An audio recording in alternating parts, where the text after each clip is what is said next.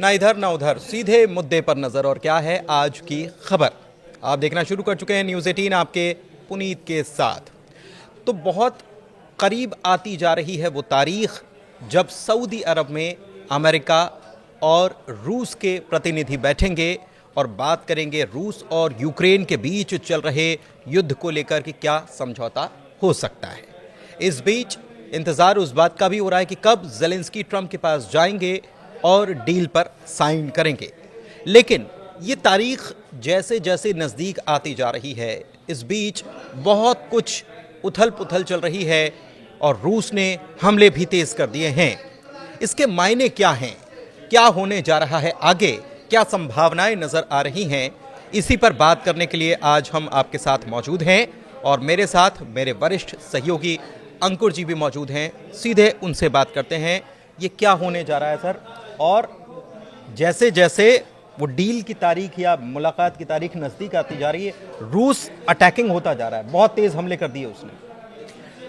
देखिए पुनीत, जब हम किसी के साथ एंगेज होते हैं तो कहा जाता है कि अपने सारे पत्ते एक साथ नहीं खेलने चाहिए, एक साथ नहीं फेंकने चाहिए। मुझे लगता है कि अमेरिका ने रशिया के सामने अपने सारे पत्ते पहले ही उन्हें दिखा दिए और जैसे उन्हें अपने सारे पत्ते दिखाए तो Putin is a smart guy. वो एक स्मार्ट प्रेसिडेंट है, इतने सालों से लंबे वक्त से रशिया के प्रेसिडेंट बने हुए, तो उन्हें मालूम है कि अमेरिका की कमजोरी कहाँ है और अमेरिका को मुझे कैसे डील करना है। तो उन्होंने उसका फ़ायदा उठाया और फ़ायदा उठा के यूक्रेन के जितने हिस्से थे, ख़ास तौर पे वो एरियाज़ जहाँ पे फ्रंट लाइन के पास हैं, तो उन पर अटैक और तेज़ कर दिया और साथ ही लैंड ग्रैब, यानी कि जितना ज़्यादा हिस्सा मेरे पास आ जाए उतना बेहतर होगा। तो रशिया इस मोड में चला गया। तो ये कोई भी जैसे भी आपने देखा होगा, किसी भी आप डिफेंस एक्सपर्ट की बात ले लें पूरी दुनिया में, वो भी जानते हैं कि जब आप नेगोशिएशन में होते हो तो आपको सारी बातें अपने मन में रखनी पड़ती है कि मुझे नेगोशिएट करनी है तो कैसे करनी है। लेकिन इस बार ट्रंप ने शायद, मुझे जो लगता है कि एक गलती की कि जो जेलेंस्की को नीचा दिखाया, तो कहीं ना कहीं रशिया को लगता है कि अमेरिका और रशिया के बीच में जो डील होने वाली है वो होके रहेगी और इसमें जेलेंस्की का जो किरदार है वो बहुत कम होगा। तो इसी का फ़ायदा मुझे लगता है कि रशिया उठाने की कोशिश कर रहा है। एक बात इंटरेस्टिंग मैं आपको बताना चाहूँगा कि ट्रंप ने रॉबर्ट कियोसाकी के साथ एक किताब लिखी थी डील को लेके कि कैसे हम बिजनेस डील करें, और वो किताब काफ़ी फेमस भी हुई थी अमेरिका में, पूरी दुनिया में भी। लेकिन मुझे ऐसा लगता है कि ट्रंप को ऐसा जो ज़्यादा आत्मविश्वास है कि मैं बहुत अच्छा डील मेकर हूँ, शायद इस मामले में मुझे नहीं लगता। अब देखना होगा, इंतज़ार करना पड़ेगा, 1-2 महीना और लगेगा कि सच में ट्रंप के पास कोई ट्रंप कार्ड था या फिर इस डील में शायद ट्रंप मात खा जाए। बड़बोलापन भारी पड़ गया। शायद हो सकता है मुझे, क्योंकि अभी जो सिचुएशन लग रही है उसमें कहीं से भी ऐसा नहीं लग रहा कि अमेरिका का अपर हैंड है। ऐसा लग रहा है कि अमेरिका डील करने के लिए रूस के साथ बिल्कुल नीचे है, उस पोजीशन में नहीं है कि रशिया को मजबूर कर सके, रशिया को कहे कि आपको डील करनी ही होगी। वो पोजीशन कतई नहीं लगी। मतलब रशिया पावरफुल ऐसे भी है, मैदान में भी पावरफुल है और ऐसे भी स्ट्रैटेजिकली भी पावरफुल अभी फिलहाल जो टेबल है, जो नेगोशिएशन की टेबल है, उसमें कहीं से ऐसा बिल्कुल नहीं लग रहा कि रशिया कमज़ोर है। क्योंकि जो सऊदी अरब में जो बातचीत होने वाली है उसमें अब दूसरी बार जेलेंस्की को बुलाया गया है और जेलेंस्की को बुला के इस बार ये कहा गया है कि आप खामोश रहिएगा, हम डील कर रहे हैं, लेकिन आप इस बार मौजूद रहिए। आप कह रहे थे कि हमको बुलाते नहीं है, आपको बुलाते नहीं है तो आप आ जाइए। हाँ। इस बार आएंगे, वो क्राउन प्रिंस MBS से भी मिले हैं। लेकिन पॉइंट ये है कि जेलेंस्की का रोल बिल्कुल कम होगा, अमेरिका ही पूरा नेगोशिएट करेगा रशियन काउंटर पार्ट के साथ।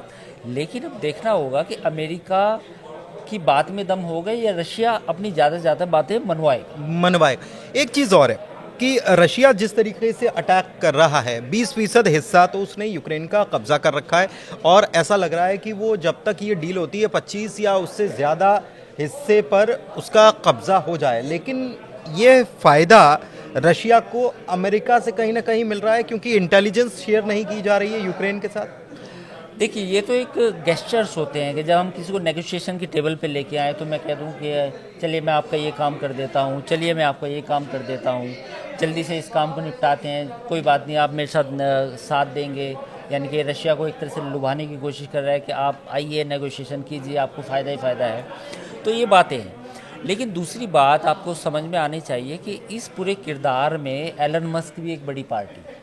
एलन मस्क का आपने बयान देखा होगा, उन्होंने कहा कि मैं स्टारलिंक के सैटेलाइट बंद कर दूंगा, हाँ, बटन दबाऊंगा और बटन दबा दूंगा, और हाँ। यूक्रेन को जो यूक्रेन का जो सैटेलाइट का जो फ़ायदा होता है अपने वॉर जो टॉर्न एरियाज़ में या फिर कम्युनिकेशन में, वो रुक जाएगा। तो ये तरह तरह की बातें दोनों तरफ से की जा रही हैं। जेलेंस्की को धमकाया जा रहा है कि भैया हम बटन बंद कर देंगे, रशिया को ये कहा जा रहा है कि आइए हमारे साथ नेगोशिएट करिए, हम आपको कहीं और डील दे देंगे, कुछ और तरीके से डील दे देंगे, आप यूक्रेन की लड़ाई ख़त्म कीजिए। तीसरी बात, ट्रंप ने एक बयान दिया अभी कुछ घंटे पहले कि जो बाइडन ने जो रशिया को जो पैसे दिए वो ऐसे दिए जैसे किसी बच्चे से कैंडी ली जाती है। यानी कि जो पैसे लिए गए अमेरिका से, यूक्रेन ने जो पैसे लिए वो ऐसे लिए जैसे किसी बच्चे से कैंडी चुपचाप ले लो और बच्चे को पता ना चले। आमतौर पे आपने देखा हो कि जो बच्चे होते हैं उनसे आप ऐसे उनको बहका के उनसे टॉफ़ी ले लीजिए और वो कुछ भी नहीं कहेंगे। तो ट्रंप ने ये कहा है कि बाइडन को बच्चा समझ के यूक्रेन ने इतने $250 अरब ले लिए। ये आज का बयान है। इसके साथ ही एलन मस्क ने जो कहा सैटेलाइट्स को लेके कि स्टारलिंक के जो सैटेलाइट्स यूक्रेन में हैं तो पूरा उसको सपोर्ट कर रहे हैं, वो हम बंद कर सकते हैं अगर यूक्रेन इसी तरह अपनी चीज़ों पे अड़ा रहा।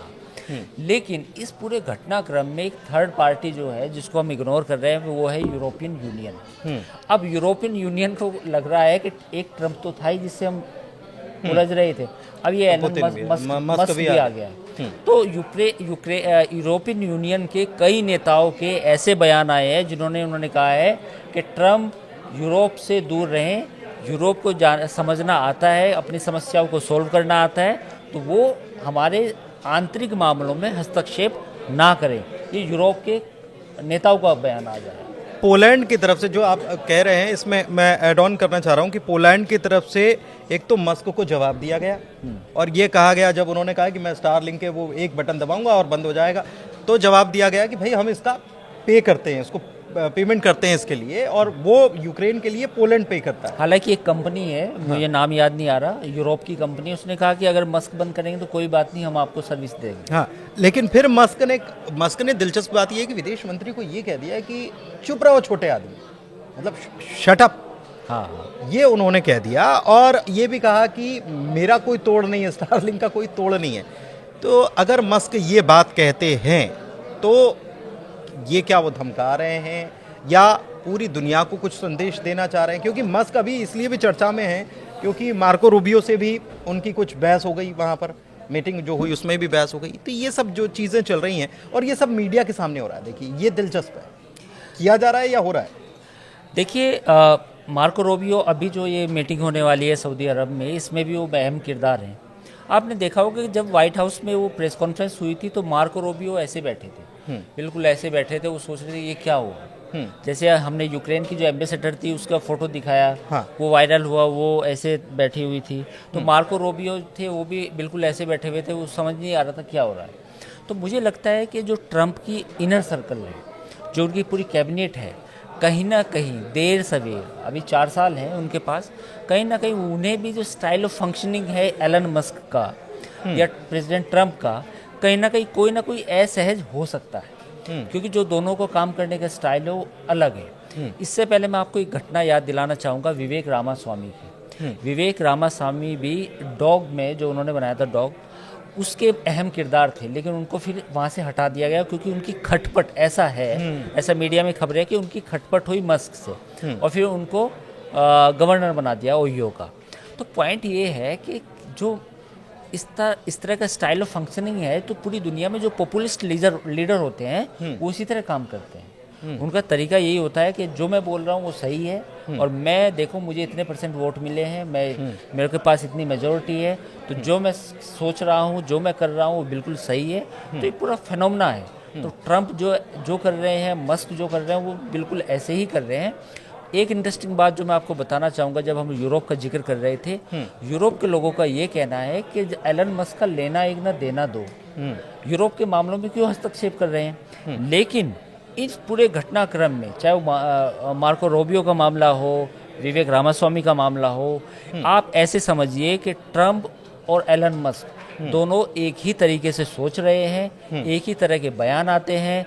एक आदमी को पहले ट्रंप कुछ कह देते हैं, फिर उसके बाद मस्क जो है ट्वीट करके उस आदमी को फिर से ट्रोल कर देते हैं या कुछ बयान दे देते हैं। कुल मिला के तो अभी तो यही दोनों का चल रहा है।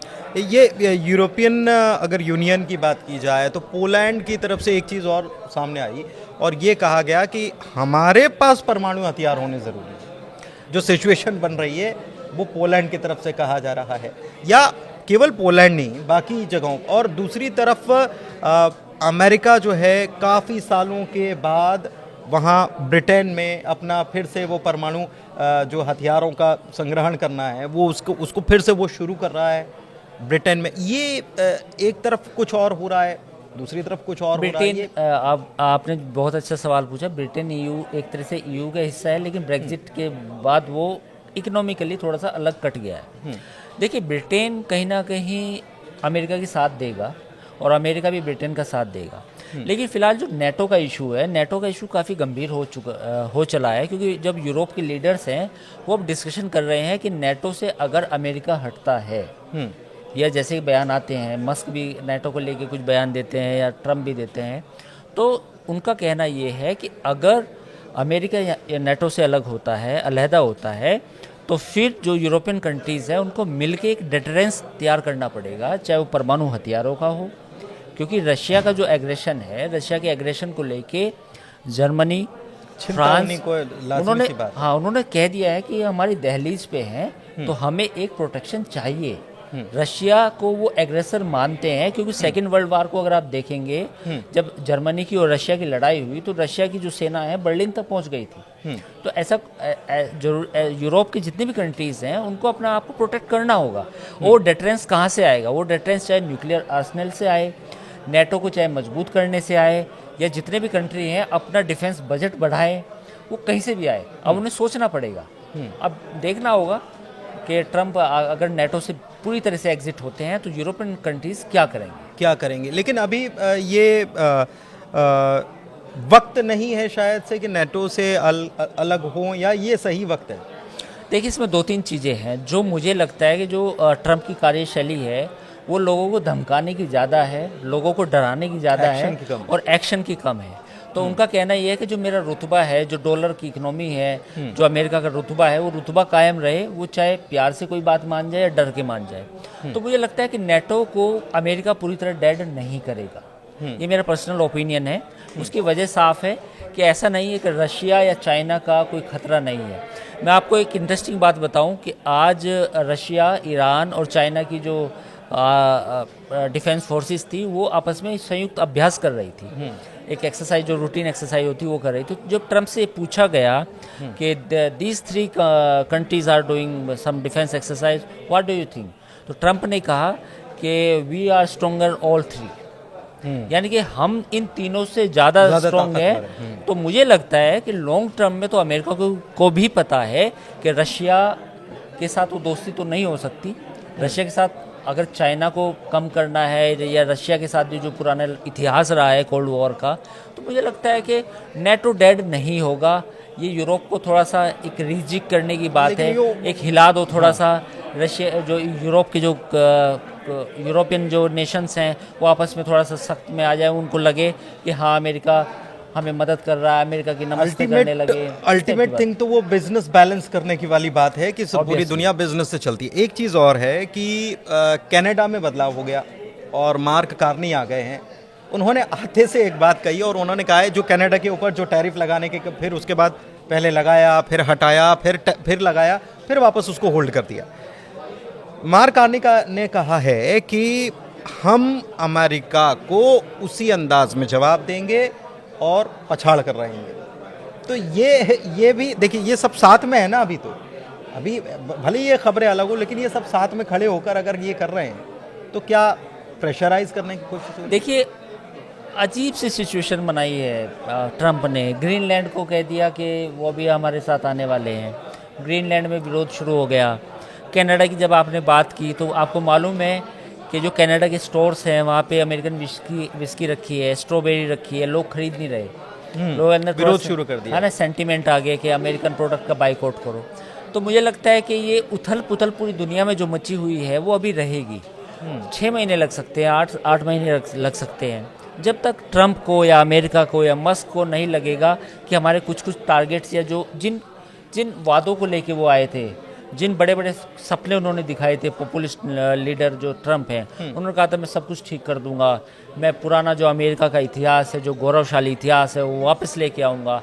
तो जितने भी सपने दिखाए थे, उन सपने को जनता के सामने ये प्रेजेंट करना है कि देखो मैं कर रहा हूँ और मैंने आधे कर दिए। तो जब उन्हें थोड़ा सा आभास हो जाएगा तो तब शायद थोड़ा माइल्ड हो, तो तब कनाडा भी थोड़ा ठंडा पड़े, बाकी जो नाटो है, नाटो फिर से रिवाइव हो, या फिर रशिया यूक्रेन युद्ध बंद हो जाए।